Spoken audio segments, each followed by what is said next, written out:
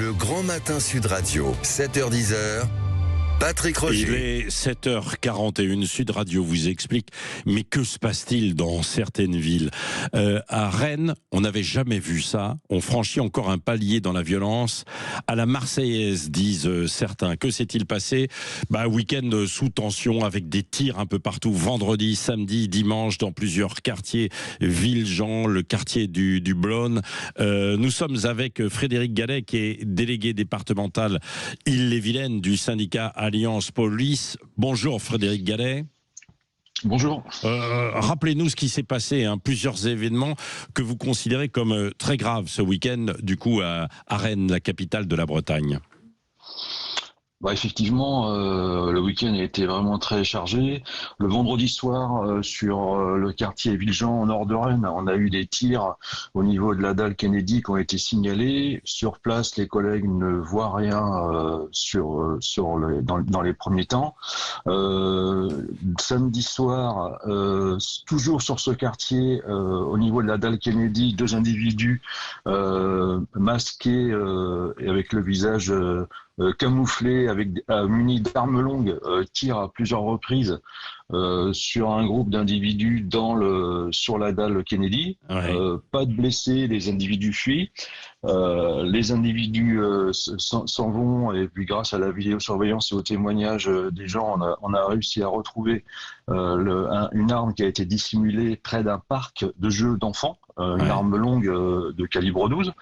Et donc il est 19h, je vous rappelle, Villejean, c'est le terminus métro, il est 19h, on est samedi soir. Ah ouais. Et un impact de calibre 7,62 a été retrouvé dans un appartement jouxtant la dalle Kennedy au 2e étage. Les occupants étaient absents et ont découvert les faits en rentrant. Donc là, on est passé à côté d'un drame, mais c'est pas fini. Ouais. Là, on arrive à minuit au sud de Rennes, au quartier du Blône. On est à côté du centre commercial Italie, allée du Gasset, là. Ouais. Des voitures qui vont et viennent, avec des tirs entendus encore par les riverains. Les collègues viennent dans un premier temps, ne constatent rien.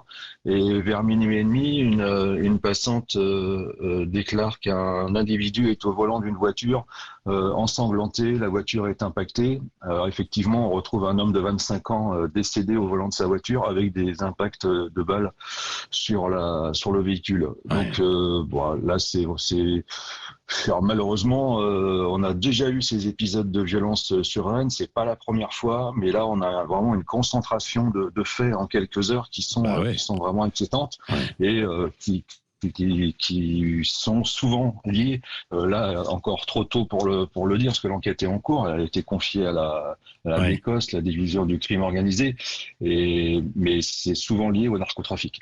Oui, c'est ça, c'est une guerre probablement entre narcotrafiquants pour défendre des territoires. Un peu, je le disais, comme certains affirment que finalement on est monté d'un cran et c'est un peu à la Marseillaise.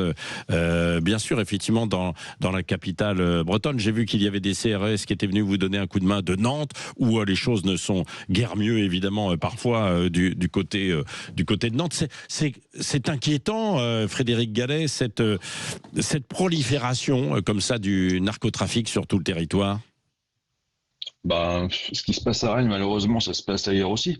Ouais. Donc, nous, on s'occupe du 35, donc Rennes en particulier.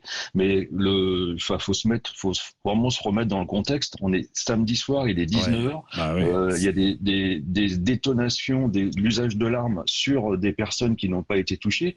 Un groupe d'individus qui traînent, ça donne au trafic de stupéfiants. Voilà, il y a encore un coup de pression, un coup d'intimidation pour prendre le marché. Mais il y a un centre commercial qui est juste à côté, on est sur un terminus métro, et je vous rappelle que il y a une vidéo qui tourne sur les réseaux, et quasi au même moment, pour montrer la présence des collègues en permanence quotidienne sur le terrain, on voit nos collègues qui, pendant les tirs, progressent sur la dalle et essaient de localiser pour interpeller les auteurs. Donc on est là, on fait le boulot, Mais malheureusement, voilà, quand on interpelle sur les trafics de stupéfiants, les vendeurs, les acheteurs ou les grossistes, les nourrices, nous on met à disposition de la justice, mais la réponse pénale, malheureusement, elle est pas suffisante, elle est pas dissuasive. Et il y a l'utilisation beaucoup des mineurs qui ne risquent rien, quasi rien pénalement.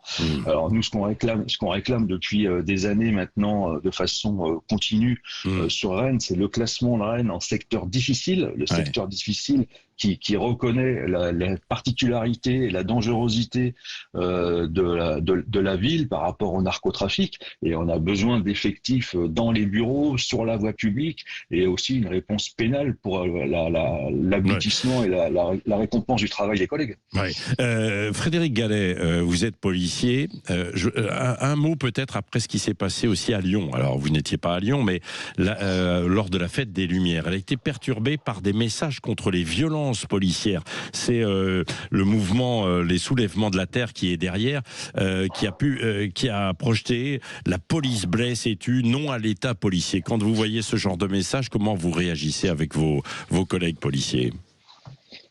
Malheureusement, là on n'était pas à Lyon, on n'a pas, mais on a le même genre de population sur Rennes, parce qu'on a une ultra-gauche qui est très, très implantée sur le secteur. Et lors des différentes manifestations sociales pour diverses raisons sur Rennes, on a ce genre d'individus qui chantent et qui crient des slogans anti-police. Malheureusement, on est habitué.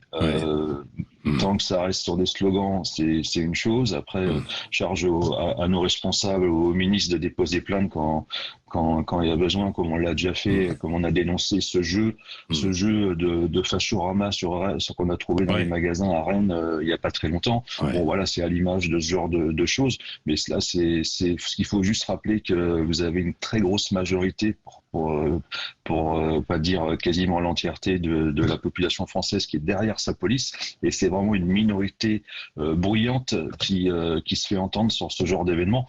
Et régulièrement, quand on est sur le terrain quotidiennement, les gens viennent nous soutenir avec des messages de soutien. Merci pour ce que vous faites, merci pour votre travail. Qui plus est, quand il y a des actions comme celle de ce week-end, auxquelles des actions vous avez dû faire face, évidemment, à Rennes, avec ces fusillades et ce week-end sous tension. Merci Frédéric Gallet d'avoir été avec nous ce matin en direct sur Sud Radio.